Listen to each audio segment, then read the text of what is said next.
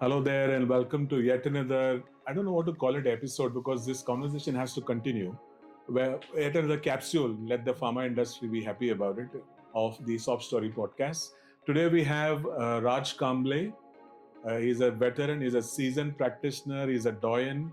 And before I infringe on his space, I would want to actually Raj to and get the entire information from Raj's, the horse's mouth, so to speak. Welcome to the show, Raj, and thank you for doing this. Thank you. I think I appreciate like you just call me and I say let's make it happen, and it's like effortlessly we just catching up. I hope we enjoy. Absolutely. I think I wish life was so seamless and people were so kind of immediate and spontaneous about things, isn't it? Yes, I agree, because the spontaneity give you a surprise, and sometimes this unexpected thing give you joy. Otherwise, every time just organizing it, everything. When I was US, you know how like if you want to meet somebody, they said, okay, so you want to meet me for this. So next month, 15th of February, meet me 8:30 p.m. And I get scared. It's 3 months from now. I know. But they take life so seriously. यहाँ पे क्या है? We just call a friend. Absolutely. I say, what are you doing? Yeah, exactly. I say, I'm having dinner. Wait, I'm coming. Yeah. And it's so much joy. I think it's something much more closer. I don't know. No, I think, the word optimization, which I'm very, very averse to, because human beings are not search engines. No. Right? Optimize this, optimize that, whatever it is. The raw, the authenticity, the connectivity, the reality actually gets lost in the process, so to speak. True. Yeah. Let me kind of circle back a little bit, Raj. Before you started this, it's been a wonderful journey, and I know you wear multiple hats. Okay, Edward D. Bono would be proud of you. All right. And what stirred in your heart, since it is about SOHB Story and state-of-the-art branding story? I would like to understand from you what stirred in your heart for you to begin this journey. If you can take your audience through that. Bigger question. This question I'm asking myself also all the time. Who I am, what kind of brand I am first, and what is the purpose? What made me to do many things? I was just talking about, I'm getting tired sometimes that so many things you want to do, but where you come from, I think that scares me sometimes. Today, whatever the time is, I don't have enough time. My dreams and desires are much, my ambition is also too high. I also ask, where this ambition coming from? And I said, where we come from? I came from very humble background. My dad do boot polish in a station. So mom, dad never went to school. Somewhere my childhood gone with the acceptance. I did not get acceptance. So somewhere people's eyes and family and somebody asked me what your dad do. I never told them. I lie all my life. Somewhere that carrying that guilt, say I have to get out there. I have to prove myself. Now prove myself. I don't know what does that mean. That means just work hard. Just do things. Make it happen. Whatever you start, complete it. And I'm doing it and I'm enjoying it. I think my journey is more than a destination. This journey is more interesting and I'm enjoying it. But again, I'm figuring it out who I am. And the purpose is to get acceptance in a society.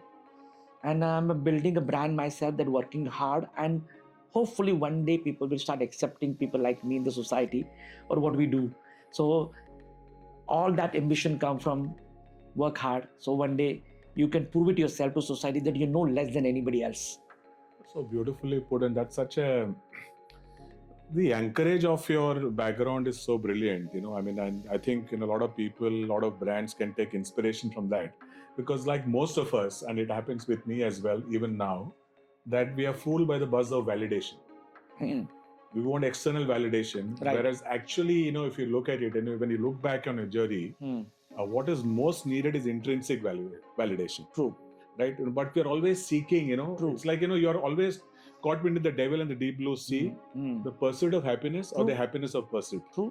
Okay, so as long as we are able to kind of decipher that, and as Atul, our friend, mentioned some time back, we are not missing the wood for the trees, and enjoying the journey, not the craving for the destination as much. Probably the destination is number 2 in the pecking order. The journey is far more important. Interesting. Right? Yes. Yeah. Interesting, very, very interesting. I'm curious to understand, since you've spent so much now, 2.5, 3 decades in the industry, right? And we are known for, and I'm not saying it in any way belittling or demeaning, we pay a lot of lip service to the aspect of purpose, but we are proficient at building on impressions. Right. Right? Is there some kind of, do you see this is a sin of original branding? I mean, there is no alignment, right? What are your thoughts on that? So you're saying branding with the, I think where the branding come from, a word branding means my comfort zone with that brand, or values that brand offer, what that brand stand for. I think if I sitting in home, and if I wanted to buy a car, then I will go to a store, like car dealer, and I will choose one car. But if a brand like Mercedes Benz, if I want to buy, I think I will go to car dealer and buy Mercedes. That won't happen, because Mercedes I will buy in home before I go there. So the brand is not tangibly in a car dealer store. Brand is in my head. It's an emotion in your heart. In my heart. So example, if I want to buy a chicken, then I will go to the store and look for different brands, versus I say I want to buy a Venki's chicken.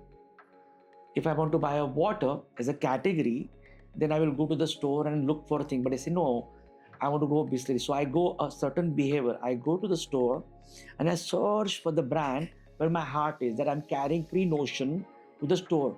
That pre-notion is my love towards that brand, that come from the trust, come from experience, come from many things. Yeah. Sometimes the bottle looks, sometimes the colors look, sometimes the shape look. Everything that color, that water bottle has it, that define my trust towards that. Water is water. But that blue color band. So one of the 5 P's in Bisleri, example, blue color band is a piece of plastic paper, 2 inch by 4 inch, wrap around. Tell me, I can pour that water to my 3 months old baby, and my baby won't get sick. That trust. So I don't buy water. I bought the purpose trust of that company would stand for many times. Yeah. So yeah, I don't buy. We don't buy product. We buy emotions. Absolutely. In fact, just to add to that and dovetail to what you shared, at SOHB Story, we believe that people don't buy products or brands. They buy better versions of themselves. Yep. Agree. Right? Yep. It's more about how you make them feel. That, as you mentioned, the trust has become such an important aspect. Right. So, and you've crafted so many campaigns, tried to connect with audiences, and there is always this Damocles sword called the ROI, that we all face day to day, right? And we are living with it. Sometimes you digest it, sometimes it's very difficult to digest it. Do you see that is the reason why a lot of us, or a lot of people within the fraternity suffer from a lack of brand courage when they want to craft communication campaigns, because everything is coined and on the aspect of ROI. Right? Whereas ROI to me, if you permit, is return on inspiration, return on ideas, return on integrity, return on ingenuity. Yep. And yes, of course, return on investment. And a desperation. It's very important, right? Yeah. Brilliant, because, unless and until you're not desperate, not frustrated, not angry, great work will not happen. Yeah. And I'm not quoting myself. So this is what competitors had quoted. I agree with you. ROI can be sometime. What is ROI? First define ROI. ROI can be the money. Sometimes ROI can be brand love. Sometimes can be fun, fame, fortune. Happiness. ROI like fun, fame, fortune. Out any of these, fun is happiness. Yeah. So yeah, ROI can be anywhere. What ROI you expecting from your brand? Like today in Instagram, we go and we like something and we like it, right? Today we're not realizing it. We're liking something. Where this likes goes, 100 like, 1,000 like, 2,000 like. We're not realizing, but we're developing a habit in a social media, liking a particular kind of a content, a particular stand-up of a comedian, a particular joke, a particular political point of view. But unconsciously, we are building those brands in our life that eventually you will start liking them only, and you will become them, and you start believing them, and you will only buy those products.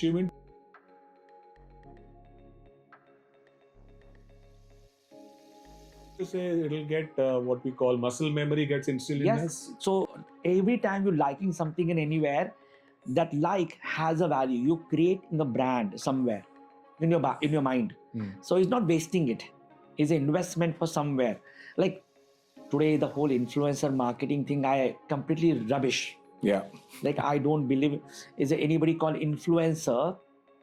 He's called influencer. I should run from him because he's influence.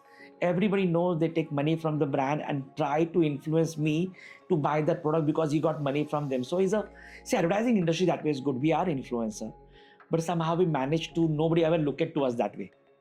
We always stand next to consumer and say, don't worry about it. Here is the information. There is a science behind a persuasion. So that way. So what is saying ROI in a triangle, I will say brand love is in the center. The lower part of the triangle, I will say, is a conversion. So tomorrow I like Mercedes-Benz. When you say conversion, Raj, you're talking about ROI. Okay. So that part I always look at the last. So tomorrow I like Mercedes-Benz. Very good. Do I have that money? Don't have money. But tomorrow there's a 20% discount, right? I will buy it faster. So that conversion normally is very tangible. It's like money, normally is money based. So ROI come from many times there, that conversion happen in the bottom line. But is always saving money or something radical thing there. But brand love, tomorrow something can be a very bad car, but getting lots of discount, I will consider, but I don't know, maybe I have to tell people that if people knows I got to discount it, maybe they're going to judge me that way. So I think all big brands in the world, they are not for sale or discount. They stick to their principle. They say, we are here for purpose. I don't think Rolex watch cost what they're charging me. I'm not buying a watch. I'm arriving in a society. I arrive in a life. I'm buying a status. I'm buying a status.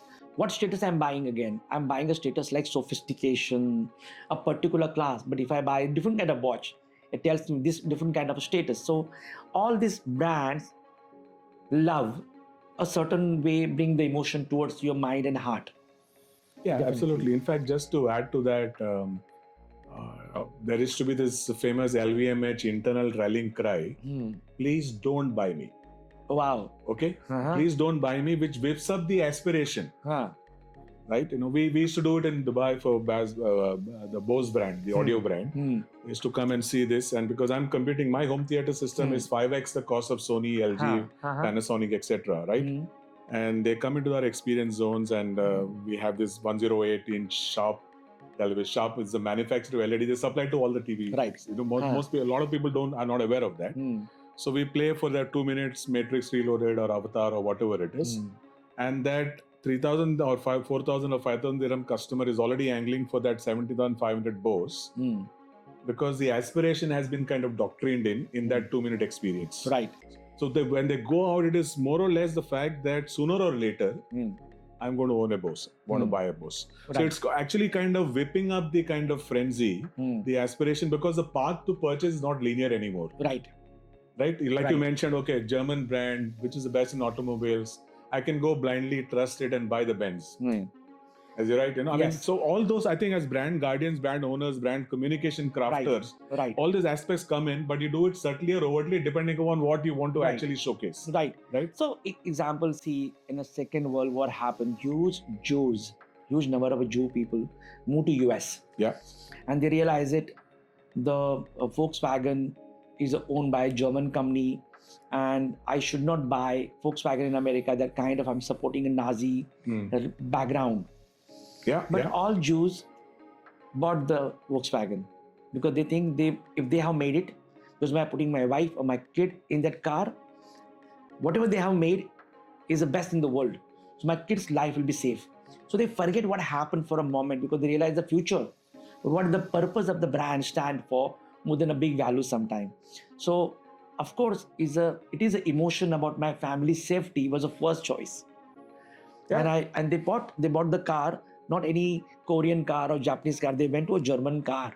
Yeah, in fact, actually, even Volvo is premised on this thing of safety, right? Volvo, Swedish brand, is very much similar. Yes. Yeah. So, like they say famously, sometimes people vote with their feet.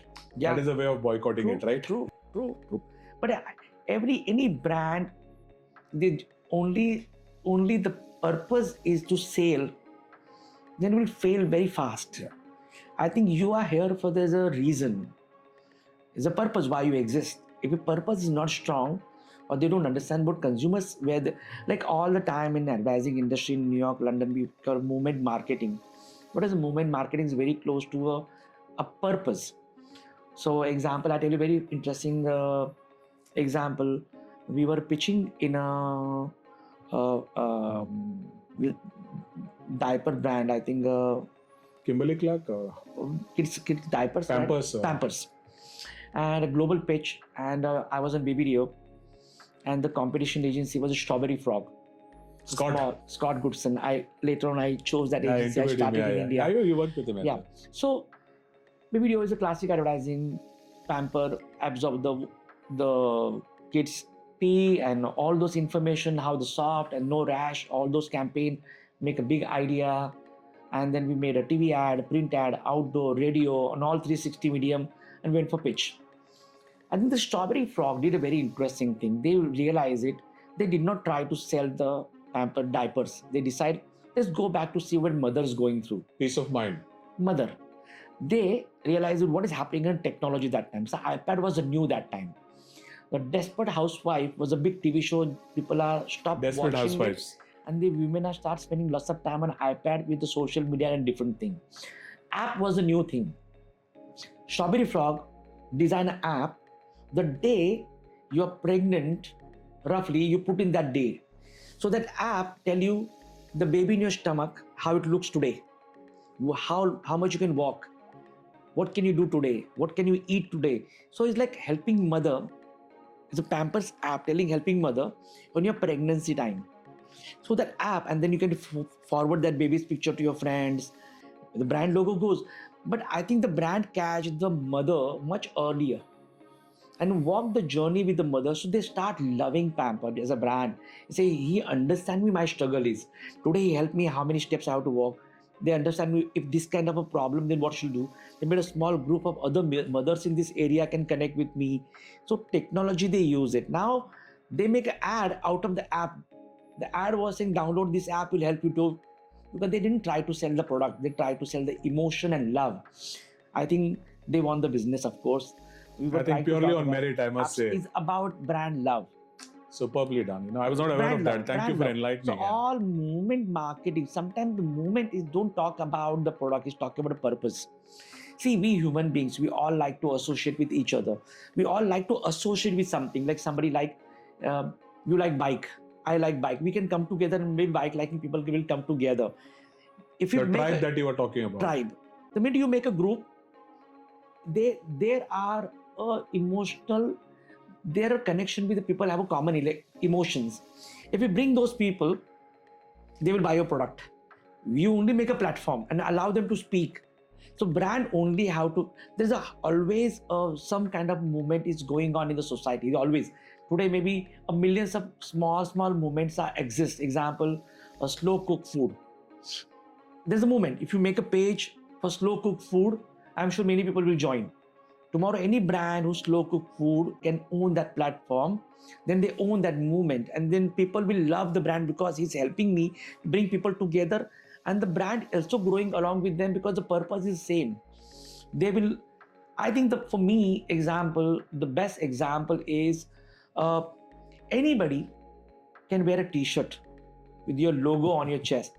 That means you arrive. People will never put a brand logo on their chest, but the brand they love, they will put on the T-shirt printed. I saw Nike T-shirts. I have a Nike logo. People love to have it, right? But I never saw any detergent ad. I love New York. Nike, Coca-Cola. Yeah. With just that love symbol, right? Love symbol. Tomorrow, Coca-Cola T-shirt. I don't mind to wear because I love the brand. But as I said, I will never wear a detergent brand logo on my T-shirt because I don't think many of these brands fail. They talk about tangible how they're going to clean the clothes more than a wider. I wrote a campaign called Dirt is Good in the London days. Oh wow! So we never serve in India. And I think in the Middle East it was Omo, if I'm not mistaken. Omo, and in UK it's called Whisk. Oh okay. It's a different place with Unilever. With my partner and the entire team, Adrian Holmes was our boss. I was part of that team when we started the campaign. And I think we never tried to sell detergent there. We say it's okay, let kids do whatever they feel like doing it. It's a movement technically.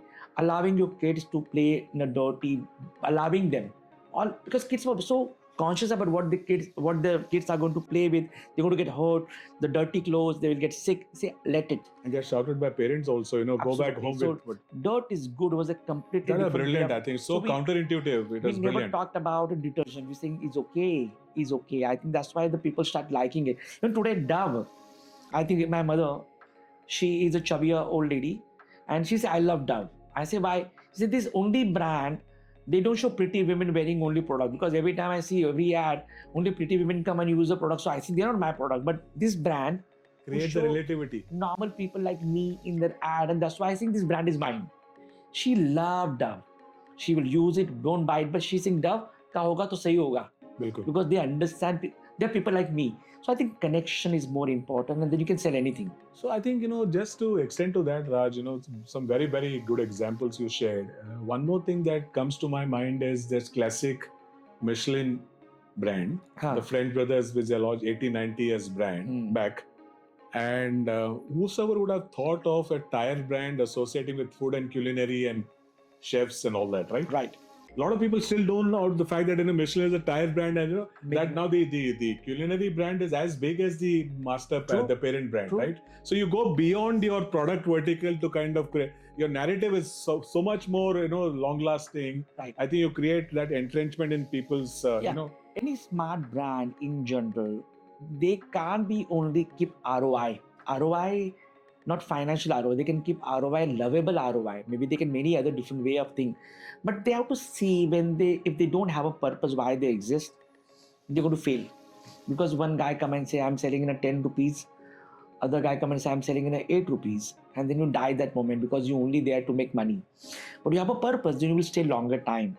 So I think their core of a likability is there's always something going on in the society, always something in a pop culture.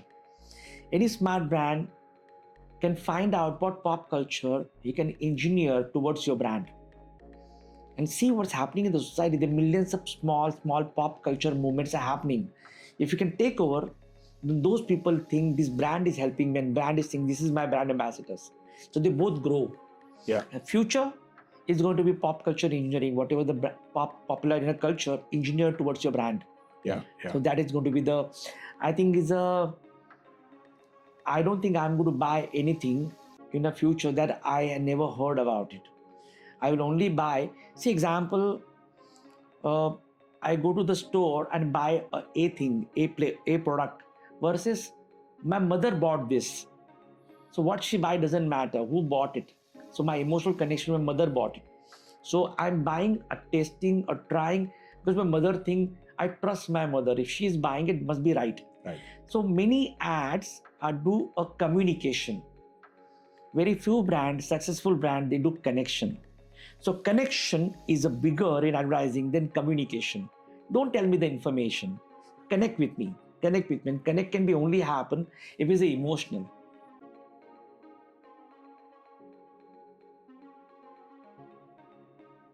Yeah, absolutely. Can't be irrational. Completely agree. In fact, the emotion is something that is not manufactured, right? Yes. It cannot be engineered. Mm-hmm. I mean, it's something has to come. And as you mentioned, there is a point of reference. It's a trusted point of reference. I can go to it and then kind of buy it without any hesitation, without anxiety, etc. Raj, you wear multiple hats. Kudos to you. I don't know how you manage it. I don't know if your energy state of you have a bank of energy or something like Bank of America or whatever it is. I have no Maybe idea. You can probably lease it out at very, very high interest rates. Kudos to you. Congratulations and all the best for whatever you're doing and continuing to do. I wanted to ask you, it said, and we at SOHB Story, state-of-the-art branding, believe that organizations and brands pick up the emotional temperature of the founders. Mm-hmm. Okay. So in your organization, how does it play out? What is who controls the thermostat? Is it based on your emotional temperature? See, today we are around 300 people company. Okay, perhaps across multiple organizations. No, as a group. Only famous. Okay. Like Mumbai, Delhi, Bangalore, and now we have a Lucknow and small office Rajasthan. Okay. And maybe Dubai also. We have some work we're doing it now. I think My company's success, I felt the core, there's a two kind of decision we can take. One is emotional, one can rational. I believe the entire company run on emotional calls. We never took a rational call. What does that mean? Example, we felt we have to do this, we will do it. Where this come from? Tomorrow I want to get married and I have to choose a wife. Both are looking same. One maybe girl has a very much money, lots of money, her father has it and she maybe but I have a doubt. But other one maybe don't have anything, but I think she loves me. There's something common. The heart take the emotional call, the brain take rational call. The heart who take an emotional call, normally historically the 1 + 1 is a 2, but sometimes your heart says no, that this thing I liking it. So the neurons that in your brain who help you to take a call, that 1 + 1 2, but that normal emotional calls your heart takes it. I believe the heart or sometimes touching somebody, the neurons 1 emotion + 1 is 11. must be a right. Okay. Otherwise, you met somebody, shake and you felt right about it. So that touch, the neurons also are right, because every time you can't be just take a calculated. So I think historically, the emotional calls sustain longer time than rational calls. So I think I will say my company, we decide everybody in our office, we felt is important that we're not getting time to spend together, and we want maximum marriages should be happen to our offices so they can spend time together. So all our offices every day morning is breakfast is free. So 8:30 to 10:30, 2 hours, anybody can come and eat. I think I can tell you historically our office has more marriages than any other office in the world. So we enjoy that. Anybody got married who meet in the office, we actually give a 1 month salary also. If we meet in the office and got married, office pay 1 month salary. So both people. So we believe in that thing. So I think emotional decisions help me to build my company. I don't think rational. And we will take all emotional calls. They give a tremendous satisfaction, gratification and joy versus rational calls. भी लगा अच्छा तो लगा अच्छा, उसको कुछ justify नहीं करना है. So in probably your office can be also called Isle of Man and Women, where they can tie the knot as well, right? I don't know, one day. Yeah, can be. It's a tax-free heaven as well, a different way of looking at it. I'll be the happiest man. My office, anybody शादी नहीं हो रहा है, join famous, we will get married. Done. Lovely. So I mean, you set the pedestal for my next question. So do you think, this freewheeling thinking, this thinking that actually embraces uncertainty and emotion more than, the fixation with quarters and P&Ls and top lines and bottom lines, do you see there is some kind of deficiency of that moonshot in our branding industry? Because this personal thing translates to the professional thing and therefore to the organization as well. Of course. Right? Is law of transitivity, right? Of course. I think what are your observations? Every organization, the founders' emotion reflect in every call. See, example, I get scared many times. Like example, there's a room full of people and I enter the room, and because I'm a founder, I'm a more senior person, I have a better idea. But if I say that idea, others will climb up. Nobody will be think more, because they say, who will debate with me? Right. Who can be fight with me? So what I will do normally, I fight with them. I made them the room is so comfortable and is emotional. So it's okay if I say something, I don't like your idea or you don't like my idea. That means it's a maturity. We are matured people who have an ability to say, I don't like the idea, have an issue with that idea, not with you. Yeah. So I'm in my room.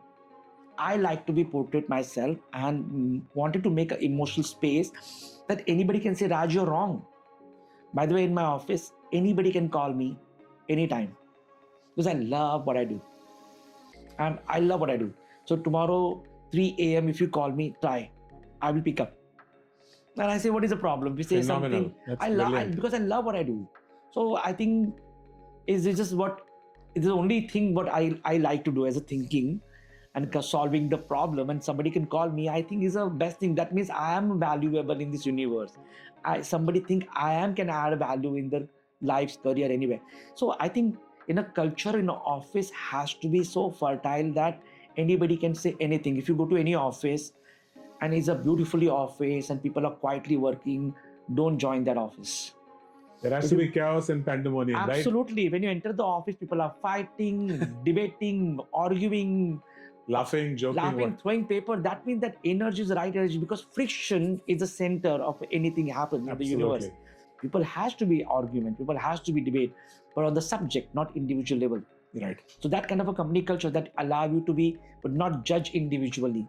So that is fine. I think we try to be, I think one of the bigger thing work for our company, maybe we're the only independent company has so many offices, and without even I'm going to Bangalore or Delhi or Lucknow or Rajasthan, is working because something is ability to speak openly, is emotional company. And if anything time comes, we'll take an emotional call. So thank you for validating that state-of-the-art branding is in the right direction. So just coming back to this, because obviously I'm stating the obvious here, you're the biggest brand ambassador for your organization. I mean, and it will be famously known for it. Thank forgive you. the pun. In fact, just you inspired me to kind of bring this out. Forgive me. Just give me a minute. I'll share something that happened. In these days of people not being accessible, people playing power dynamics, because if I don't return calls, I become more important. If I'm inaccessible, my brand equity goes up, etc., etc. I'll give you a small example. It's a Friday evening in Dubai. I'm impressing my wife saying that husband is working even on a Friday. Those days, Friday is the day off. I sent 2 emails on that Friday evening. One to Reed Hastings, founder of Netflix. Other one to Bhavish Agarwal, founder of Ola. Okay, and at the end of it, I just shut the laptop, not expecting a single thing, right? It was just a moonshot because Netflix, one of my friends in Etisalati Vision said that we have built up so much of capacity. We have got only 150 channels. We have got a capacity for 600 channels, Okay. So I thought, let me write to Reed Hastings and figure out, would you want to bring Netflix into that market at that time. Good idea. Okay. So next morning I open the laptop and lo behold, I have got responses from both of them. No autoresponder or whatever it is. Reed Hastings is a 6-paragraph response. Thank you for reaching out, Our vision for Middle East is 2014, 2015, which is exactly when they came. I returned to them in 2008. Wow. Okay. And this is what it is being tuck. Okay. The other one, Bhavish, I told him, the insides of your Ola is a captive environment for branding. Even if they are blind, people will see it. So he said, Suresh, great idea. Come, when you're next to Bangalore, come, me and Sudarshan. Sudarshan used to be there. Gangrude used to be their CMO at that time, So I tell people, these are people at a certain level, right? They're not any casual, whatever it is, these are the people who are saying that, listen, any communication which I find meaningful, I need to respond to. Because in the process, I'm building my personal brand, my professional brand, and my organizational brand. And I use this example liberally, whether I'm doing keynotes or talks or training or mentoring or whatever it is, I use it liberally. Because what I notice is that people want to be difficult and not respond. You might be sending them a communication for what they've asked for, but he or she doesn't want to respond and acknowledge it. Okay, so what you're saying, I'm dovetailing it to what you're thinking about. I'm entirely accessible, right? 24/7 or 28/8. And it's such a refreshing thought. It's such a refreshing thought. I think, I love self-help books. I love them. If I have to read something, I love those books. Self-help book is a beautiful thing to read in a bathroom toilet. Yeah, exactly. It's a fun small tricks how to win friends and influence people. But the self-help books sometimes give wrong information. One other thing is tell people that you're not free all the time. Right. So I think that's stupid. I think I wrote a campaign on the same idea. So we have a watch brand called Xylus. So actually, when we look at the watch, there's nothing unique about the watch. So how we can sell? So we say, forget about product. We can find something in a consumer, any insight we find. So Farhan Akhtar was our brand ambassador. So I remember that campaign. So I wrote a campaign on Farhan Akhtar, basically saying how much he struggled his life, always in a stressful, and how he come out from his struggle and become a big actor, director, producer, singer. Father, son, husband, so brother, everything in that. Then I met Farhan and I shared the script, and he said, Raj, I don't think this film is work for me, because actually I'm not that big. I'm not doing anything extraordinary. And I don't think I'm a larger than life. That is much more Shah Rukh Khan. I don't know. I haven't done anything that is a big thing. Then my next question for him, how do you manage that you're an actor, you're a director, You're writing also, you're singing also, you also have a time for your father, Hmm. you also have a time for your daughter, you also have a time for your wife, many things. And he said, yeah, like how you manage all the roles you're doing it. He said, if you like something, you always have a time. And I said, wait, there is a campaign there. If you like something, then you always have a time. That means there's always a 25th hour. So we wrote a campaign for Xylus for 25th hour. Then life, there's always a 25th hour. The watch company saying there's a 25th hour because if you like something, then you have a time. And the same thing, I believe in that. If you like something, nobody can tell you I don't have a time. That's bullshit. That means he don't think that is important. Right. If you think that is important, that means he has a time.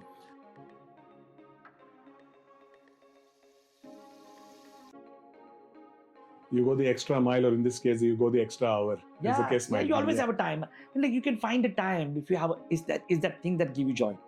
Right. You always have a time. So and it is not a chore, or it's not a burden. No. Yeah. It's not 25 hours, it's 100 hours you have a weekly. If you like something, if you have to like it, that person has to be important. That person has to give you joy. Tomorrow somebody come and tell me, Raj, I want to tell you 3 amazing jokes that I like to get entertained. I have a time. But if you say, Raj, I want to come and let's go some moving company, I don't have a time. So if you like it, then you have a time. Right. Very true. True. Okay, again is emotional. Completely. It's not rational. Yes, feelings. Rational is a 24 hours. Yeah. Emotional is a 48 hours. I think the amygdala in the brain is the most overrated organ, probably. Yes. Right? Mm-hmm. Yeah. So let's do a small exercise. It'll be fun, I guess. With your thinking. Your agency is asked to do a sonic branding of the heartbeat of your agency, and you're not supposed to follow any brand book or brand guideline. So what will that heartbeat sound like? Like a music tone, you say? Yeah, or sonic. words? Ding, Interesting question. I think I will say. I think just the heartbeat sounds like a laugh, a solid laugh, lying down on the floor. Almost like a guffaw. Lying down the floor. Aerofoil, what is it called, Suyash? What is that? You all use it for me. I'm very bad at it. I think it's rolling on the floor with laughter. Aerofoil, right? Yeah, something like that. That's something. It's not sophisticated laugh that you lose your control. And not canned laughter as it used. No. It's like lying on the floor and you don't know when to stop. You don't know. Lovely. Until you're going crazy and people start looking at you and they start. What is wrong with you guys? Wrong. That laugh. Oh, that is lovely. my I think that's brilliantly good. Excellent. I want to pick on, because all of us are made by some inflection points or experiences, as the case might be, right? I'm just very, very interested in understanding what are that one or two experiences that actually, stirred the hornet's nest, so to speak, in your heart. And therefore you kind of, your journey is the way it is right now, One experience, two experience, that's become the kind of cornerstone for you to be what is Raj Kamble. Shit, I don't know what is Raj Kamble is. Myself, others would like to know. I'm in a search who I am. I think until the last day, I'm going to know. I want to discover who I am, and whatever happened in between the journey is not destination. But example, when I moved to London in early days in 1999, and I worked for 1 year. And now, actually, everything I was doing. And you went from Mumbai to London.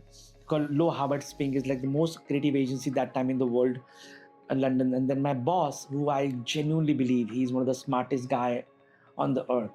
So he's like an artist, but he's like a swimmer. He also a fine artist. He's a business student, genius. We don't speak, but he do everything. Yeah. So I was like finished 1 year in London, and I was getting insecure because none of my work get released. Entire 1 year, I come up with idea, but not a single idea got releasing. So I thought I will get fired. So I went to my boss and I said, I think before you fire me, tell me I can pack my bag and go back to India again. And he said, what happened? And he act like nothing happened. I say, 1 year I'm working and I have not got a single ad release. So he says, so that's okay. And I say, what do you mean? He said, I'm not looking from you for ad release, any ad release. I'm looking the best ad in the world. So you don't get an ad, you get a leaflet, but make the best leaflet in the world. So whatever you do the best in the world. I don't do anything you do. So that made me one day, I was thinking about it. They're okay to have a courage to hire somebody and even nothing happened from is okay. They have a time. and say, but anything you do the best, because that's what the company purpose, and that's what he believed. And I think that made me also think that whatever we do the best in the world. And the best in the world is not easy. Best in the world is a pain. Doubting on yourself constantly. Are you best in the world? So I discover, if you ask me my heartbeat of my company, if you ask me what should I written in my grave, I said I was happy. On my grave I want to write, I was happy because I was never happy. Satisfied in being dissatisfied. Yeah, I think that's only made me to get up in the morning, because I don't think I'm good enough. That's only made me to get up in the morning and say how to be the best in the world, and I'm not. So I have to be, then I have to get up. So that made my life shock in my life. I discover that is not, I think the best song is not written yet. Yeah, The best absolutely. ad is not made yet. But if I want to be best in the world, then I have to do that. Then I have to get up and do it. But that is a purpose I have. So I'm happy because I'm not happy. That is my life philosophy. Brilliant. It just probably inspires me to tell you something about. We have a concept that we encourage, especially when we're going to students. You also run a Miami Ad School and all of that. Maybe we should do a session on this. It's called the anti-resume. Wow. Not resume, anti-resume. As they are passing out, all the deans and the corporate relations and all these people come and make a resume. And the resume is about, I've qualified to do this, I've accomplished this, I've done this. It's all about done in the past. Nobody's talking, So the anti-resume is all about, I'm yet to accomplish this, I'm yet to earn this qualification. Wow. Nice. Okay, it's a work in progress, right? Nice. So that is when a prospective CHRO or an HR director looks at Raj and says, oh, this is so different, Yeah. He's thinking differently already, Yeah. He's not settled. Right. Right? Like long time back. That restlessness should be there, right? Yeah. We did a similar idea actually released sometime back. Nice. The idea was, you're more than your resume. Exactly. Absolutely. And we ask people to go to college campuses and you bring your resume and burn it. Yeah. Because we all think when you write a resume, you put restricted in your career. This is what you can do. But people are not hiring you what you can do. People can do what you're going to do for them. Yeah. So that is much more than that. Absolutely. So I agree with you, as an anti-resume or more than a resume. That obviously your resume should be, I get up in the morning and have ice cream. Right? Who said you have to have a coffee? I know. Who said it? Until you don't eat ice cream, you don't know. You want to have a milk, coffee, biscuit, or a sitafal. We don't know. And we are a curious I couldn't agree people. with you more. So we are a creative people, right? We have to start accepting it. We are not normal. We are not normal. Thank God for that. And we are not normal. We are extremely emotional people. We have thin-skinned life we live. Everything that's happening around us constantly impacting on us, and we're living in that world. We're not thick-skinned people. So we're living in that world 24/7. You can't be a creative only 9 to 5. 5 to 9, also we are a creative. We live that life. It's a fragile, insecure, doubting on ourselves, trying to be best in the world. We don't know who we are. The million thing we carrying is a lots of emotions we're carrying constantly. So any decision we're taking it out of there is impossible to make it rational. It has to be emotional. We live emotional. We behave emotional. The work we do is emotional. The clothes we wear is emotional. It's not about the wine you're having, it, how much price. That I like the bottle wine here. I like it. I like that vada pav from that place. Exactly. I like this hairstyle. It's all our, not because what people wanted. Many creative people look different, behave different, act different, because they speak their own language. And I think that language is emotion. Yeah. Be the individual you can be, I mean, we're about to come to a close, and I want to share a story and see exactly, dovetailing into what you just shared. So we have what we suffer from, most of us suffer from what is called the perspective handcuffs. Right? That is one way of thinking, and that's the end of the story, right? So this beautiful story going back to 1930 or 1935 in the UK. At that point in time, nobody knew what ADHD was, right? And this mother and daughter, single parent, and the daughter is extremely naughty, restless, and she's getting complaints every day from her preschool, nursery, and all of this, and the mother is extremely worried. What is wrong with her? And so she takes the daughter to the doctor. Okay, and the doctor sees the mother and the daughter, and he makes them sit, And then after some time, 2 minutes later, he says, "The mother, you come out." So he's got a glass door, and he and the mother comes out. The daughter is left in the room, in the counseling room. And as he's leaving, the doctor switches on the radio. That was the only form of entertainment at that time, right? So radio switched on, and the glass is transparent, and the doctor and the mother are watching the kid. The moment they leave and the radio comes on, she dances so liberated, beautifully to the tune. She gets on the doctor's table and dances.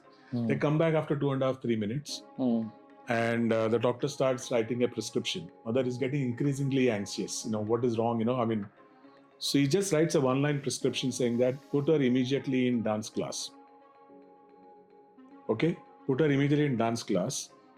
And Gillian, I forget the second name, she goes on to choreograph Cats in Phantom of the Opera. Wow.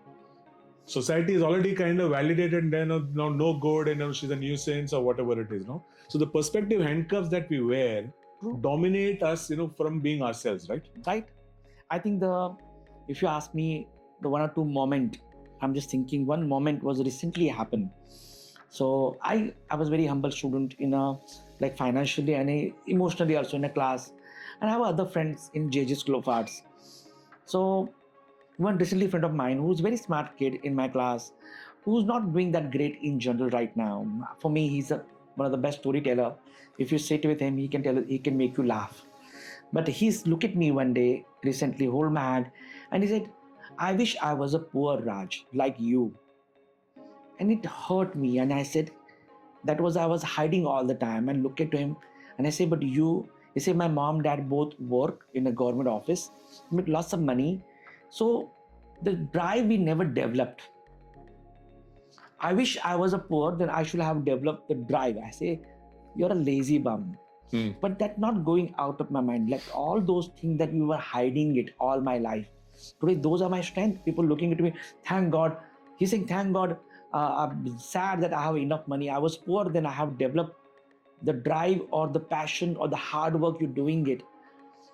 It somewhere I didn't handle that emotion. What is trying to say that it another moment to understand that whatever you have, you convert it. You can't just whatever you have. I think he also have a platform. He can have done it more, but he start looking it in a differently. So that sometimes some moments in life, it make you to think. Really, if my dad was better, he can afford me a 12 colors that's ready made versus giving a 6 colors and say you have to make other 140, not 12. Yeah, help me. But that moment when I was going through that journey, I hate it and hide it. I don't want to tell anybody. But today when I turn back and I say, no, thank God, my poverty has a purity. My poverty has so much richness. My poverty has allowed me to hard work. My poverty has me possible to look at solve the problem. My poverty has to make more friends because that's a survival. The poverty helped me million ways. I look it back and look at that way and I say, yeah, there is just a retrospect thinking. It just I can justify. Thank God, I was poor. Absolutely. There is a beautiful song, if you permit me. हम उन दिनों अमीर थे जब हम गरीब थे.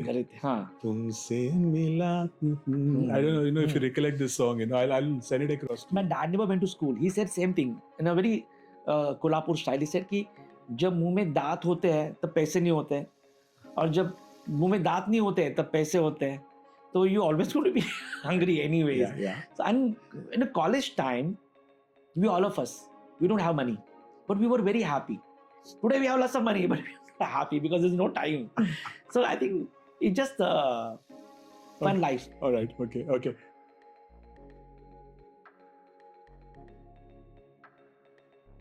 So this is nothing to do with preaching or whatever it is. I know you are a diehard practitioner, right? You are a believer. You roll up your sleeves and get on the ground, right? No word, don't read it as pearls of wisdom or whatever it is. I know you won't like it. That's why I'm saying it. Though I'm sure it will come out as that. If you want just one person who's watching this to remember something and use it in terms of maybe, let's define it as to sound sophisticated, actionable intelligence, what would that one audience, what would you want that one person to listen to, he or she? from this conversation? Oh, there are many things I can say. Say many things. Yes, but one thing I will say in in a in a Hinduism, when you die, there is something called pinda. Yeah. So all people wait there when the crow come, until the crow come and don't eat, then people go. Don't peck into it at least. Here we have to sit. So sometimes crow don't come. So people say must be you have some desire. Unfulfilled. Unfulfilled. So now crow is not coming, that's why. So he said in his mind that I will do that. But let the crow come because I have to go home. I think when I die, the crow will eat in 1 second. I want to do everything that I want. I don't want to keep any desire. If I feel like I want to do it, I'm not going to create, I'm not make a big deal. I want to do it. Anything. So don't keep, there's no regret. It's the only thing I will say. Don't live a life to regret it. If you feel something strongly, do it. Do it. Don't live with regret. That's the only thing I'm saying. Sometimes good, tired, ugly doesn't matter, but no should not be our regret. The only regret is you did it and fail is fine. But not have done it is a big regret. So not doing it is regret. So do it. I would have loved you even otherwise, but now I love you more. I'll tell you why. There is a phrase called Die Empty. It is also a beautiful book by Todd Henry. Okay, it's not my thing, so attribution to Todd Henry. Beautiful book. Name of the book is called Die Empty. Die empty. So the question that I would want to ask a lot of people is that which is the most expensive real estate in the world? Okay. A lot of people say Tokyo, somebody says, Manhattan, somebody says, Central London, someone says X, someone says Y. The answer to that actually is the graveyard of the cemetery down the road. Because that is where all your unfulfilled ambitions, unwritten books, the non-published poems, the non-launched business, all of it is gone to die. So I relate with what you said just right. Go empty to the grave. Yeah, don't go. That's why they show up and ship out, show up and ship out, show up and ship out. Do not carry any regret. Right? No regret. So that's one thing I will say. Don't regret. If you have any thought, any idea, do it. Do one life. One life, like, I think the best thing. If one were to borrow the old Foursquare line, live life king size. In life, inside. Do it. I think another thing I will say is the most boring thing. Maybe million people have said it, but there's a creativity and curiosity. Creativity is subjective. Curiosity is your own passion towards anything new. Stay curious. If you like something doing it, start fall in love with that thing. Fall in love. And try to explore. Something can be happening in that. Because you don't know who you are until you be curious. So stay curious. It's okay. I think curious is much more interesting. I think is a younger sister of a creativity. In fact, so well said, because there is this English adage which says, curiosity killed the cat. I actually put a prefix to that. I would say curiosity killed the cat. Okay, because what curiosity and inquiry are the two pillars of democracy, which has taken us from the cave into moon and Mars and beyond. So without curiosity, so I completely allude to what you're saying.